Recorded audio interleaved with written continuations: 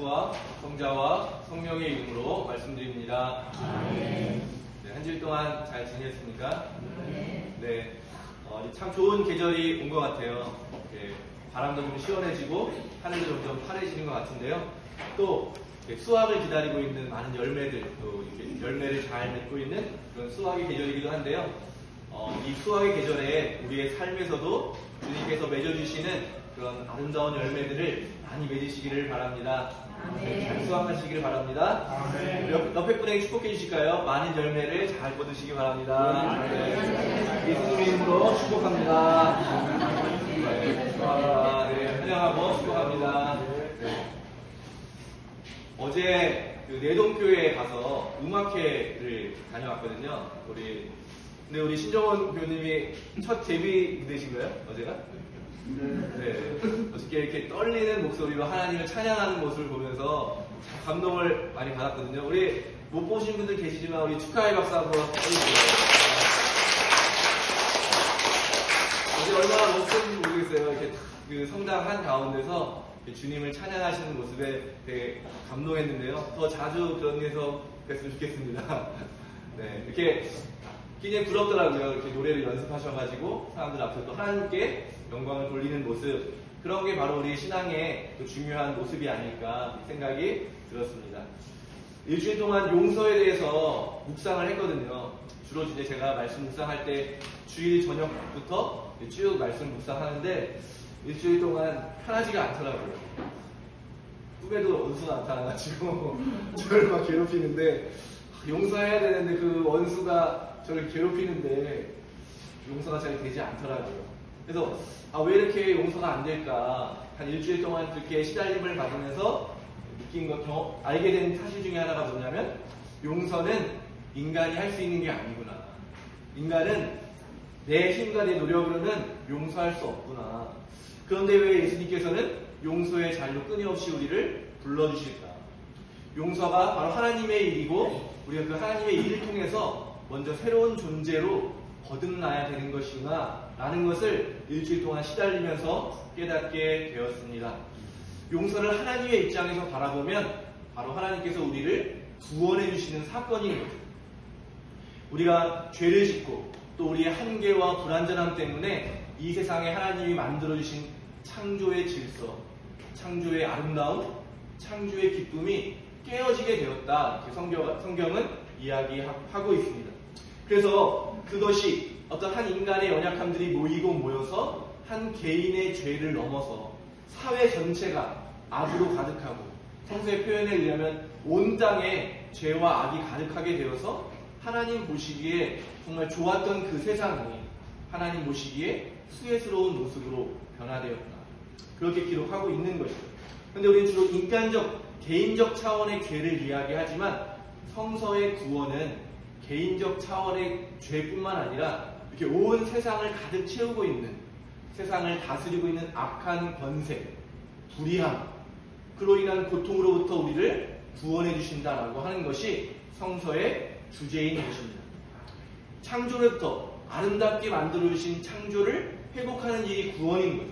거기에 우리 개인도 포함되는 것이고 하나님께서 창조 때 우리 인간 한 명 한 명에게 새겨주신 하나님의 형상을 회복하는 일, 그것도 바로 구원입니다. 그런데 그 구원이 어떻게 일어났습니까? 우리 각자가 내가 잘못했지, 내 죄가 많지, 이 세상의 죄가 참 크지라고 알아차리고 깨닫기도 전에 성서가 말하기로는 우리가 하나님과 원수가 되었을 때, 하나님은 우리를 사랑해 주셨지만 우리는 그 사랑을 죄와 악으로 갚았을 때 원수가 되는 거잖아요. 그 원수가 되었을 때에 하나님께서 예수님을 이 땅에 보내주셔서 우리를 구원해 주셨다. 용서해 주셨다. 그러니까 하나님의 용서가 곧 우리에게는 구원이 되는 거죠. 그러니까 그래서 고린도전서에 보면 15장에 사도 바울로가 이렇게 이야기합니다. 누구든지 그리스도를 믿으면 새 사람이 됩니다. 낡은 것은 사라지고 새 것이 나타났습니다. 이것은 모두 다 하나님께로부터 왔습니다. 하나님께서는 그리스도를 내세워 우리를 당신과 화해하게 해주셨고 또 사람들을 당신과 화해시키신 임무를 우리에게 주셨습니다. 곧 하나님께서는 인간의 죄를 묻지 않으시고 그리스도를 내세워 인간과 화해하셨습니다. 그리고 그 화해의 이치를 우리에게 맡겨 전하게 하셨습니다. 그러므로 오늘 예수님께서 말씀하시는 용서도 이런 구원 차원에서 오늘 바울로가 이야기한 것처럼 우리에게 화해의 임무를 맡겨주셨다는 거예요. 예수를 믿는 그 믿음으로 새로운 존재가 되게 하는 이 놀라운 소식, 복음이잖아요. 이 복음을 우리에게 맡겨주셔서 우리를 통해서 세상을 구원하기를 원하시는 것이다. 근데 왜 제가 일주일 동안 그렇게 어려웠을까? 조금 먼저 인간적으로 생각해봤어요. 왜 나는 그 용서가 이렇게 잘 되지 않을까? 이렇게 정말 놀라운 하나님의 뜻 가운데 있는 것인데 나는 왜 어려울까? 주로 우리가 많은 시간을 보낸 게 가정과 학교와 직장이라고 하는 어떤 공동체 안에서 생활하게 되는데요. 거기서 대부분 우리가 상처받고 또 용서하는 것을 하게 되는데 제가 제일 먼저 용서에 대해서 기억나는 게 누나랑 싸웠을 때 저희 2살 차이 나는 누나가 있는데 그 어린 시절에 다들 한번 싸워보셨죠? 아주 막 싸우잖아요. 문 잠그고 문을 부시려고 그러고 그러면 서로에 대한 미움과 이렇게 정리되지 않았는데 누가 잘못했는지도 정리되지 않는데 아버지가 오시면 둘이 앞에 나와가지고 용서해야 돼요. 서로 뭘 잘못했는지가 중요한 게 아니라 용서를 하는 게 중요한 거예요. 그러니까 더 밉죠. 누나 때문에 내가 또 부모님한테 혼나기까지 하고 그러니까 한 번도 제대로 된 화해를 했다기보다는 화해해야 되는 더 큰 상처를 입은 거예요. 그러니까 싸워서 왜 싸웠는지 누가 잘못을 했는지 나는 뭐 때문에 화가 났는지 나는 뭐 속상했는지가 정리가 되는 게 아니라 더 무서운 아버지 때문에 무조건 미안해 그 앞에서는 무조건 잘못했어 다시는 안 그럴게 이런 약속을 했던 기억이 나는 거예요. 조금 더 자라서는 학교에서도 비슷하죠.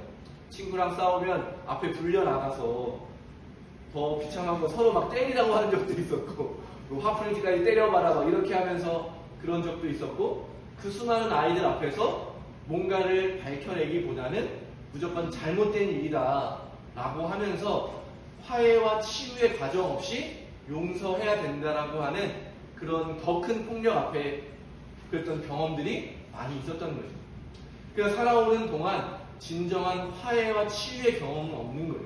그러니까 용서의 자리에 제대로 서본 경험이 없더라고요. 그러니까 누구를 어떻게 용서해야 되는지, 누구를 어떻게 받아들여야 되는지, 또 내 잘못을 어떻게 고백하고 어떻게 용서받아야 되는지 이런 과정들이 없었더라고요. 그래서 미운 사람이 생각나면 그냥 용서해야 된다는 마음과 그 과정을 어떻게 해야 되는지를 모르기 때문에 그저 마음이 괴롭고 그냥 예수님의 말씀을 지켜야 된다라고 하는 부담감은 있는데 용서를 잘 표현하거나 경험하지 못하는 것 같습니다. 최근에 남아프리카 공화국이라고 하는 곳에서 진실과 화해위원회라는 걸 열어서 어떻게 화해가 이루어지는지를 전 세계 많은 사람들에게 잘 보여줬는데요. 이 나라는 1960년대부터 백인들이 좀 더 잘 살 수 있는 백인 중심의 정책을 사회적으로 했어요. 30년 넘는 동안 차별이 일상이 된 거고 차별이 상식이 된 거고 백인들은 자기들의 권리를 당연히 누려야 되고 그 외에 특히 흑인들이죠. 흑인들은 자신의 권한을 이렇게 제한받는 차별받는 일이 당연하다고 30년 넘게 살아온 거예요. 그래서 이제 잘 아시는 만델라라고 하는 흑인 대통령이 돼가지고 이 사회를 통합시키려고 하니까 여전히 차별과 미움과 다툼이 있는 거예요. 그래서 그 진실과 화해위원회라고 하는 위원회를 만들어서 꽤 오랜 동안 한 10년 가까이를 화해를 위한 일을 한 거예요. 철저하게 어떤 폭력이 있었는지 어떤 차별이 있었는지 그래서 청문회를 열어서 공식적인 자리에서 가해자가 피해자에게 자기의 잘못을 용서를 구할 수 있는 기회를 줍니다.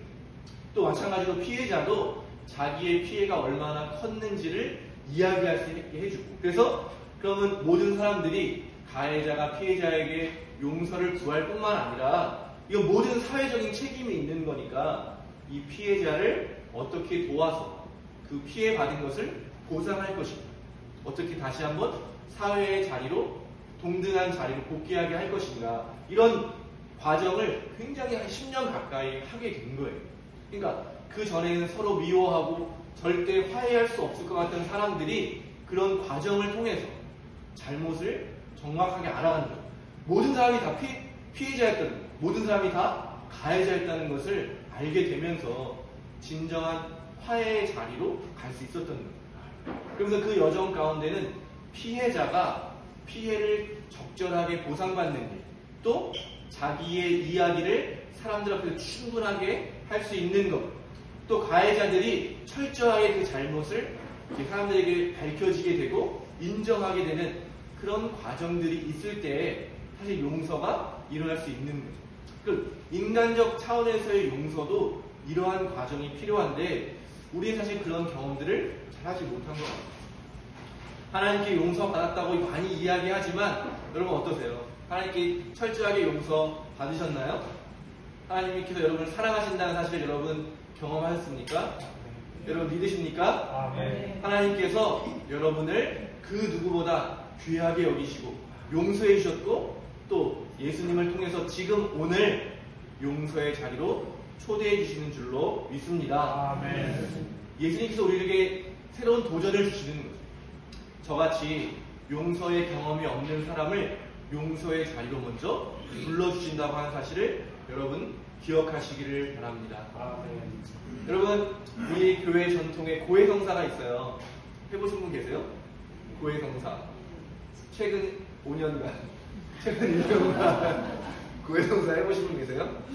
다 저의 잘못인데 믿을만한 사제가 되어드리지 못해서 너무 죄송합니다. 사제에게 하는 게 아니잖아요. 고해성사는 사제에게 하는 게 아니라 사제를 통해서 하나님께 하는 거거든요. 근데 사제를 믿지 못해서 내가 이걸 얘기하면 저 신부님이 분명히 누군가에게 얘기할 거야. 분명히 나에게 이상한 시선으로 바라볼 거야 라고 하는 그런 마음 때문에 못하시는 거라고 생각하는데요. 더 노력해 볼 테니까 용기를 내시고 고해성사를 한번 꼭 해보시기를 바랍니다. 아멘. 내가 하나님께 내 잘못이 많이 있잖아요. 내가 물론 용서받지만 하나님 앞에 내 죄를 고백하고 내가 정말 고통스러워하는 고통스럽게 죄를 지은 자체가 나 자신을 엄청나게 괴롭히는 거죠. 그 헬리나와의 신부님은 그렇게 이야기하고 치유받지 못한 상처, 잊혀버리고 치유받지 못하고 잊혀진 상처는 더 큰 고통으로 찾아온다는 거예요.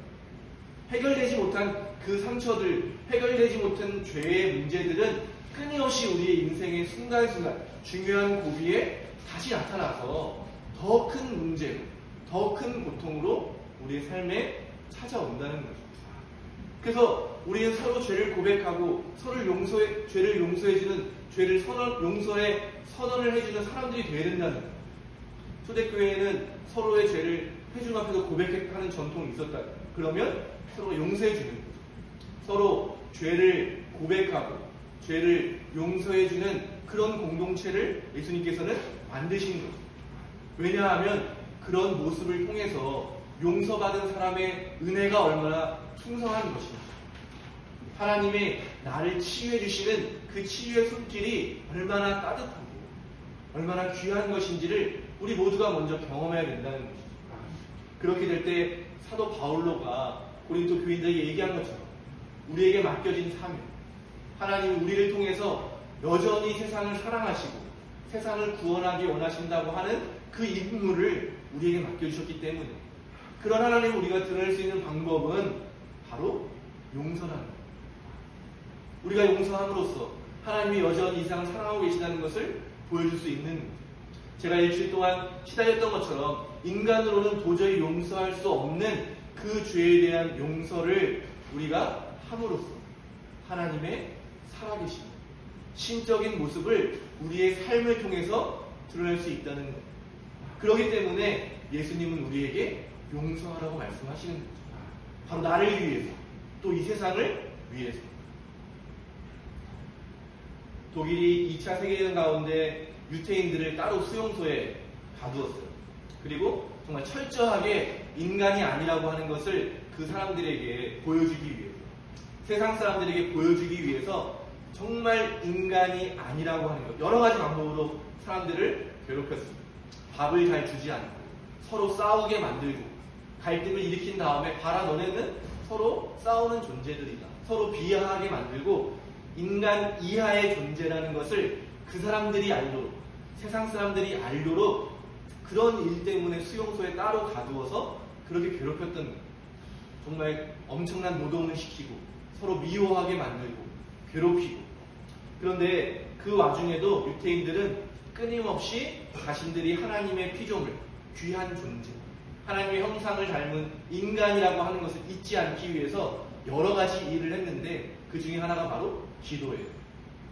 정말 모든 게 아무것도 없는데 정말 작은 종이 쪼가리만 있어도 이렇게 종이로 기도문을 적고 포크를 어떻게 구해가지고 벽에다가 기도문을 새겨놨어요. 그러면 독일군들은 그런 기도를 하지 못하도록 방해했지만 끊임없이 그들이 기도한 이유는 독일군은 그렇게 얘기하는 거죠. 메시지를 보내는 거죠. 너네들은 인간도 아니야. 너희들은 이 세상에 아무런 쓸모가 없는 가치 없는 존재야 라고 이야기할 때 유태인들은 기도함, 하나님을 기억함으로 나는 하나님의 백성이야. 나는 하나님의 존귀한 자녀야 라고 하는 것을 기억했던 거죠. 그래서 그 이후에 그 수용소에서 곳곳에서 기도문이 발견됐는데 이런 기도문이 있습니다. 비록 태양이 우리에게 비춰오지 않지만 저기 태양이 있다는 것을 저는 믿습니다. 비록 사랑이 지금 나에게 느껴지지 않지만 저기 진실의 사랑이 있다는 것을 나는 믿습니다. 비록 하나님이 침묵 가운데 계시지만 나는 하나님이 살아계심을 믿습니다. 그러니까 이 유태인들이 그 정말 극한의 상황 속에서 기도했던 그 마음을 여러분 기억해보세요. 지금 우리의 삶에 하나님이 잘 느껴지지 않는 분이 계시다면 이 기도문을 여러분의 기도로 바치시기를 바랍니다. 그러고 나서 또 한 분의 기도가 발견되었는데요. 그들이 그런 극한 상황에서 하나님을 기억하면서 자기 자신을 위한 기도를 바쳤을 뿐만 아니라 자기를 박해하고 미워하고 정말 죽이는 그들을 위해서 기도했는데 이런 기도문입니다. 주님, 선한 뜻을 가진 사람만이 아니라 악한 뜻을 품은 이들도 기억해 주십시오. 하지만 그들이 우리에게 안겨준 고통은 기억하지 말아 주십시오. 부디 이 고통에 감사하는 마음으로 드리는 열매를 기억해 주십시오. 우리의 동지애, 우리의 충성, 우리의 겸손, 우리의 용기, 우리의 관대함, 그리고 이 고통이 빚어낸 벅찬 가슴을 주님 기억하고 받아주시옵소서. 그리고 그들이 심판받아야 할 때가 오거든 우리가 맺은 열매로 그들을 용서해 주옵소서. 이런 기도를 했던 거예요.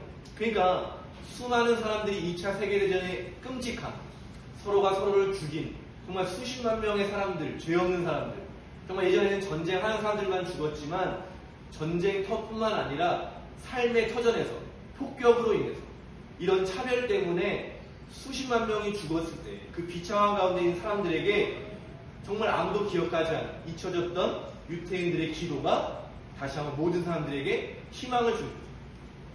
아, 이 고통 가운데 있는 가운데도 하나님은 살아계십니다. 아, 이렇게 우리가 미워했던 그들이 우리를 위해서 기도해 주었구나. 하나님 나라가 그들을 통해서 여전히 우리 가운데 역사하고 살아 있었구나라고 하는 것을 전 세계 사람들이 깨닫게 되었던 것입니다. 이처럼 끝없이 용서라고 하신 예수님의 가르침은 하나님의 나라를 이루어가는 길이기 때문에 또 실제로 예수님께서 십자가를 지시고 세상을 구원하고 살리기 위해서 우리에게 생명을 주시기 위해서 가신 그 십자가의 길이기 때문에 주님은 본인이 가신 그 길 위로 저와 여러분을 지금 초청하고 계시는 것입니다. 원수를 원수로 갚을 때, 폭력으로 갚을 때에는 함께 살아갈 수 있는 세상이 열리지 않습니다. 누군가는 죽어야만 끝나는 서로가 미워하고 끝까지 같이 살아갈 수 없는 그런 비참한 지옥이 열리지만 용서하고 누군가를 위해서 기도해주는 그 마음들이 피어나고 연결될 때는 원수조차도 함께 살아갈 수 있는 하나님의 나라, 그것이 이 땅에 실현되는 것입니다. 아멘. 그렇기 때문에 우리는 예수님의 부름에 응답받은 사람으로 예수님의 말씀을 따라서 자기를 부인하고 우리에게 맡겨진 십자가를 지고 주님을 따라가야 하는 것입니다. 내 힘으로는 그 용서의 자리에 설 수 없습니다. 그러나 지금도 우리에게 말씀하고 계시고 우리에게 구원의 힘을 허락해 주시고 성령의 능력을 더해 주시는 하나님의 도움을 받을 때 오늘 우리가 예배 가운데 생명의 빵과 잔을 먹고 마심으로 하나님이 주시는 그 능력을 우리의 삶의 한가운데로 모시게 될 때 비로소 우리는 용서할 수 있는 사람으로 거듭나게 될 것입니다. 낡은 것은 사라지고 새로운 것이 나타나는 놀라운 기적을 오늘 예배를 통해서 경험하게 될 줄로 믿습니다. 아멘. 그러므로 우리는 이 교회는 모든 사람이 자기를 부인하고 십자가를 지고 주님을 따르는 사람들로서 지금 억울하게 고통받는 이웃의 신음소리에 응답하는 그런 공동체가 되어야 할 줄로 믿습니다. 악이 가득한 세상에서 불의를 바로잡기 위해서 정의를 위해 일하는 사람들로 살아가야 할 줄로 믿습니다. 자기의 죄를 인정하고 정말 사도 바울로처럼 교회를 핍박했지만 그가 자기의 죄를 인정하고 교회에 돌아오길 원했을 때 그를 받아주고 교회의 지도자까지 세워줬던 그 교회로서 죄를 인정하는 사람들에게 새로운 삶의 기회를 열어주면서 그 곁에서 함께 그 죄가 용서받고 치유되는 치유의 길을 함께 가는 용서와 치유의 공동체가 되어야 할 줄로 믿습니다. 아멘. 우리 자신의 허물을 숨기고 그냥 그 죄 때문에 죄의 그 고통으로 살아가는 것이 아니라 우리를 용서해 주시고 구원해 주시는 예수 그리스도를 다시 한번 만나시게 되기를 바랍니다. 아멘. 그래서 우리에게 허락해 주신 하나님의 나라 창조 때 우리에게 주신 축복이 무엇입니까? 보기에 참 좋았다. 참 귀한 존재들이다. 서로가 서로를 미워하거나 갈등하지 않고 서로가 서로를 위한 존재가 되어서 서로 돕는 가운데 완성되는 일. 그것이 바로 창조의 기쁨이고 창조의 축복인 줄로 믿습니다. 아멘. 다시 한번 그리스도의 십자가를 통해서 이 창조의 완전함을 누리게 되는 저와 여러분이 되시기를 예수님의 이름으로 축원드립니다. 아멘. 성부와 성자와 성령의 이름으로 말씀드렸습니다. 아멘.